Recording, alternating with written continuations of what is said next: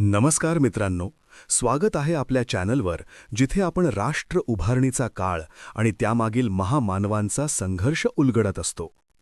आज आपण एका अशा ऐतिहासिक घटनेचा मागोवा घेणार आहोत, जिने भारताच्या सामाजिक जडणघडणीला कायमचे बदलून टाकले. तो विषय म्हणजे स्त्री शिक्षणाचा लढा. 1848 मध्ये महात्मा ज्योतिराव फुले आणि क्रांतिज्योती सावित्रीबाई फुलेंनी पुण्यात पहिली मुलींची शाळा सुरू करून हजारो वर्षांच्या सनातनी विचारांना एक मोठे आव्हान दिले. हा प्रवास सोपा नव्हता. यात अपमान होता, विरोध होता, पण त्याहून मोठी होती ती समाज परिवर्तनाची जिद्द. चला तर मग आजच्या या विशेष मालिकेतून जाणून घेऊया हा प्रेरणादायी इतिहास. 19व्या शतकातील भारत अंधश्रद्धा आणि कर्मकांडांच्या साखळदंडांनी जखडलेला होता. समाजातील तळागाळातील वर्ग आणि विशेषतः स्त्रियांना शिक्षणाचा कोणताही अधिकार नव्हता. चूल आणि मूल एवढेच स्त्रीचे विश्व मानले जात होते. तिला स्वतःचे मत मांडण्याची किंवा स्वतंत्र विचार करण्याची मुभा नव्हती. अशा या घोर अंधारात ज्ञानाची एक पणती पेटवण्याची गरज होती, आणि हीच गरज महात्मा ज्योतिराव फुलेंनी अचूक ओळखली. त्या काळी समाजात अशी ठाम समजूत होती की स्त्रियांनी शिक्षण घेतल्यास घराण्याचे वाटोळे होते किंवा कुटुंबावर मोठे संकट येते. धार्मिक ग्रंथांचा चुकीचा अर्थ लावून स्त्रियांना कायम दुय्यम वागणूक दिली जात होती. सनातनी व्यवस्थेने स्त्रीला केवळ एक उपभोग्य वस्तू आणि दासी बनवून ठेवले होते. या मानसिकतेविरुद्ध बंड पुकारणे म्हणजे साक्षात मृत्यूला आमंत्रण देण्यासारखे होते. ज्योतिराव स्वतः शिक्षित होते आणि त्यांना थॉमस पेन यांसारख्या विचारांची ओळख झाली होती. समाजातील ही भीषण विषमता पाहून त्यांचे मन प्रचंड अस्वस्थ होई. जोपर्यंत समाजातील अर्धा भाग म्हणजेच स्त्रिया अशिक्षित आणि गुलाम राहतील, तोपर्यंत देशाची प्रगती आणि खऱ्या अर्थाने राष्ट्र उभारणी अशक्य आहे, हा विचार त्यांच्या मनात पक्का झाला. विद्येविना मती गेली, मतीविना नीती गेली, हा विचार फुलेंनी केवळ कागदावर मांडला नाही, तर तो आचरणात आणण्याचे ठरवले. त्यांना खात्री होती की अज्ञानाच्या अंधारातून समाजाला बाहेर काढण्याचा एकमेव मार्ग म्हणजे शिक्षण, आणि या शिक्षणाची सुरुवात समाजातील सर्वात शोषित घटकापासून झाली पाहिजे, असा दृढनिश्चय त्यांनी केला. कोणताही बदल घडवायचा असेल तर त्याची सुरुवात स्वतःपासून करावी लागते. ज्योतिरावांनी समाजाला उपदेश करण्याआधी स्वतःच्या पत्नीला सावित्रीबाईंना शिकवण्याचा ऐतिहासिक निर्णय घेतला. त्या काळी एका स्त्रीला शिकवणे हे महापाप मानले जायचे, पण ज्योतिरावांनी या परंपरेला थेट आव्हान दिले आणि आपल्या घरातच ज्ञानाचे पहिले रोपटे लावले. सावित्रीबाई फुले या जेव्हा ज्योतिरावांच्या आयुष्यात आल्या तेव्हा त्या निरक्षर होत्या, पण त्यांच्यात शिकण्याची प्रचंड ओढ होती. ज्योतिरावांनी त्यांना सुरुवातीला घरीच मुळाक्षरे गिरवायला शिकवली. दिवसाच्या कामातून वेळ काढून रात्रीच्या वेळी हा शिक्षणाचा धडा चालत असे. हा केवळ अक्षरांचा अभ्यास नव्हता, तर एका नव्या क्रांतीचा तो श्रीगणेशा होता. केवळ साक्षर होणे पुरेसे नव्हते, तर इतर मुलींना शिकवण्यासाठी एका प्रशिक्षित शिक्षिकेची गरज होती. यासाठी ज्योतिरावांनी सावित्रीबाईंना शिक्षिकेचे रीतसर प्रशिक्षण घेण्यासाठी अहमदनगर येथील मिसेस फरार यांच्या नॉर्मल स्कूलमध्ये पाठवले. सावित्रीबाईंनी अतिशय उत्तमरित्या हे प्रशिक्षण पूर्ण केले आणि भारतातील पहिल्या महिला शिक्षिका होण्याचा मान मिळवला.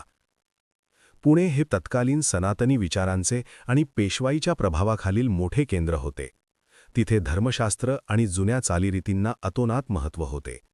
अशा शहरात मुलींसाठी शाळा काढणे म्हणजे थेट आगीशी खेळण्यासारखे होते. पुरोहित वर्गाला हा विचारच सहन होण्यासारखा नव्हता, कारण यामुळे त्यांची मक्तेदारी धोक्यात येणार होती. विरोध कितीही मोठा असला तरी ज्योतिराव आणि सावित्रीबाई मागे हटण्यास तयार नव्हते. त्यांनी मुलींची शाळा सुरू करण्याची जय्यत तयारी सुरू केली. समाजातील काही मोजक्या पुरोगामी विचारवंतांचा त्यांना पाठिंबा मिळत होता, पण प्रत्यक्ष कृती करण्यासाठी आणि शाळेसाठी जागा देण्यासाठी कोणीही सहजासहजी पुढे येत नव्हते. शाळा सुरू करायची तर त्यासाठी सुरक्षित आणि मध्यवर्ती जागेची गरज होती. ज्योतिरावांनी अनेकांशी संपर्क साधला, पण सनातनी लोकांच्या रोषाला बळी पडण्याच्या भीतीने बहुतेकांनी त्यांना जागा नाकारली. शिक्षणाच्या या पवित्र कार्यासाठी पुण्यात एक साधी खोली मिळवणेही देखील मोठे जिकिरीचे काम बनले होते. अखेर या अंधारात आशेचा एक किरण दिसला. ज्योतिरावांचे मित्र आणि पुरोगामी विचारांचे गृहस्थ तात्यासाहेब भिडे यांनी या महान कार्यासाठी आपला वाडा देण्याची तयारी दर्शवली. सनातनी समाजाचा विरोध पत्करून तात्यासाहेबांनी घेतलेला हा निर्णय स्त्री शिक्षणाच्या इतिहासातील एक अत्यंत महत्त्वाचा आणि धाडसी टप्पा होता. पुण्यातील बुधवार पेठेत असलेला भेडेवाडा आता एका ऐतिहासिक क्रांतीचा साक्षीदार बनणार होता. या वाड्यात शाळेसाठी आवश्यक ती सर्व जुळवाजुळव करण्यात आली. पाट्या, पेन्सिली, पुस्तके आणि बसायला सतरंजा अशी साधी पण क्रांतिकारी व्यवस्था तिथे उभी राहिली. हा वाडा आधुनिक भारताच्या स्त्री शिक्षणाचे पहिले मंदिर ठरला. अखेर तो ऐतिहासिक दिवस उजाडला. 1 जानेवारी 1848 रोजी, काही नोंदींनुसार ऑगस्ट 1848 रोजी तात्यासाहेब भेडेंच्या वाड्यात मुलींची पहिली शाळा अधिकृतपणे सुरू झाली. ही केवळ एक शाळा नव्हती, तर हजारो वर्ष गुलामगिरीत खितपत पडलेल्या स्त्रीवर्गासाठी ती स्वातंत्र्याची एक नवी पहाट होती. या पहिल्या शाळेत सुरुवातीला वेगवेगळ्या जाती धर्माच्या केवळ 4 ते 6 मुलींनी प्रवेश घेतला. यात अन्नपूर्णा जोशी, सुमती मोकाशी, दुर्गा देशमुख यांसारख्या मुलींचा समावेश होता. या चिमुकल्या मुलींना हे माहीतही नसेल की त्या हातात पाटी पेन्सिल घेऊन भारताचा एक नवा आणि सुवर्ण इतिहास लिहित आहेत. या शाळेच्या मुख्याध्यापिकेची आणि मुख्य शिक्षिकेची जबाबदारी सावित्रीबाई फुलेंनी अत्यंत अभिमानाने स्वीकारली. आपल्या साडीचा पदर खोचून हातात खडू घेऊन जेव्हा त्या फळ्यासमोर उभ्या राहिल्या, तेव्हा त्यांनी केवळ अक्षरे गिरवली नाहीत, तर भारताच्या भविष्याची एक नवी आणि भक्कम रूपरेषा आखली. शाळा सुरू झाल्याची बातमी वाऱ्यासारखी पुण्यात पसरली आणि सनातनी समाजात प्रचंड खळबळ माजली. धर्म बुडाला, कलियुग आले अशा आरोळ्या ठोकल्या जाऊ लागल्या. स्त्रियांनी घराबाहेर पडून शिक्षण घेणे हे धर्माच्या विरुद्ध आहे असा अपप्रचार सुरू झाला. फुलेंच्या या कार्याला उधळवून लावण्यासाठी कटकारस्थाने शिजू लागली. जेव्हा सावित्रीबाई शाळेत शिकवण्यासाठी घराबाहेर पडत, तेव्हा रस्त्यावरील सनातनी गुंड आणि काही विकृत लोक त्यांना मुद्दाम त्रास देत असत. त्यांच्यावर अश्लील शेरेबाजी केली जाई. एक स्त्री घराबाहेर पडून शिक्षिकेचे काम करते हे त्या कर्मठ समाजाला अजिबात पचनी पडत नव्हते. विरोध केवळ शब्दांपुरता मर्यादित राहिला नाही. जेव्हा सावित्रीबाई शाळेकडे जात असत, तेव्हा सनातनी लोक त्यांच्या अंगावर शेण आणि दगड फेकत असत. त्यांचे कपडे खराब करून त्यांना अपमानित करण्याचा आणि शाळेत जाण्यापासून रोखण्याचा हा अत्यंत नीच प्रयत्न होता. अंगावर शेण आणि चिखल पडल्यानंतरही सावित्रीबाई डगमगल्या नाहीत किंवा त्यांनी रडत घरी परतण्याचा विचार केला नाही. त्या अत्यंत शांतपणे विरोधकांना म्हणत, "माझ्या अंगावर फेकलेले हे शेण आणि दगड मला फुलांसारखे वाटतात. तुम्ही मला माझे कर्तव्य करण्यापासून रोखू शकत नाही." हा संयम अद्वितीय होता. रोज खराब होणाऱ्या कपड्यांवर सावित्रीबाईंनी एक अत्यंत व्यावहारिक आणि धाडसी उपाय शोधला. त्या शाळेत जाताना आपल्या पिशवीत एक दुसरी साडी सोबत घेऊन जाऊ लागल्या. शाळेत पोहोचल्यानंतर त्या खराब झालेली साडी बदलून स्वच्छ साडी नेसत आणि अत्यंत प्रसन्न चेहऱ्याने आपल्या विद्यार्थिनींना शिकवायला सुरुवात करत. ज्योतिराव आणि सावित्रीबाईंना रस्त्यावर रोखता येत नाही हे पाहून सनातनी लोकांनी ज्योतिरावांचे वडील गोविंदरावांवर दबाव टाकण्यास सुरुवात केली. "तुमचा मुलगा धर्मभ्रष्ट झाला आहे, तो समाजाला कलंक लावत आहे, त्याला हे काम थांबवायला सांगा, अन्यथा तुम्हाला वाळीत टाकू," अशी धमकी त्यांना देण्यात आली. सामाजिक बहिष्काराच्या भीतीने गोविंदरावांनी ज्योतिरावांना शाळा बंद करण्याचा किंवा घर सोडण्याचा पर्याय दिला. पण तत्वांशी तडजोड न करणाऱ्या ज्योतिराव आणि सावित्रीबाईंनी क्षणाचाही विलंब न लावता आपले घर सोडण्याचा अत्यंत कठीण निर्णय घेतला. हा त्यांच्या जीवनातील सर्वात मोठा आणि वेदनादायी त्याग होता. घर सोडल्यानंतर निराधार झालेल्या या दाम्पत्याला त्यांचे मुस्लिम मित्र उस्मान शेख यांनी आपल्या घरात आश्रय दिला.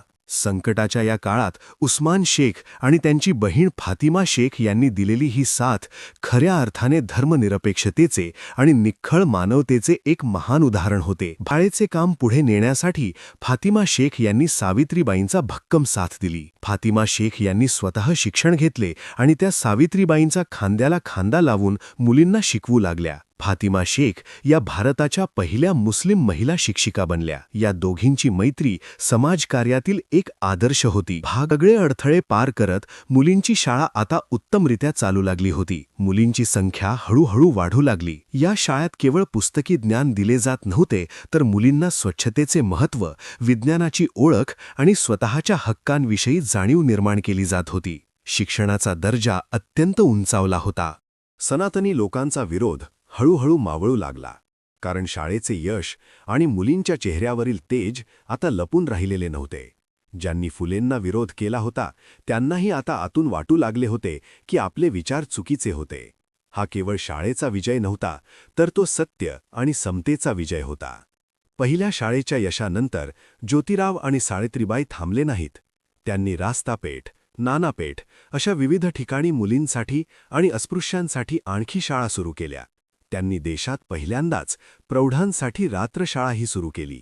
ज्ञानाची ही गंगा आता समाजाच्या तळागाळापर्यंत वेगाने पोहोचू लागली. फुलेंच्या या निस्वार्थ आणि असामान्य कार्याची दखल तत्कालीन ब्रिटिश सरकारनेही घेतली.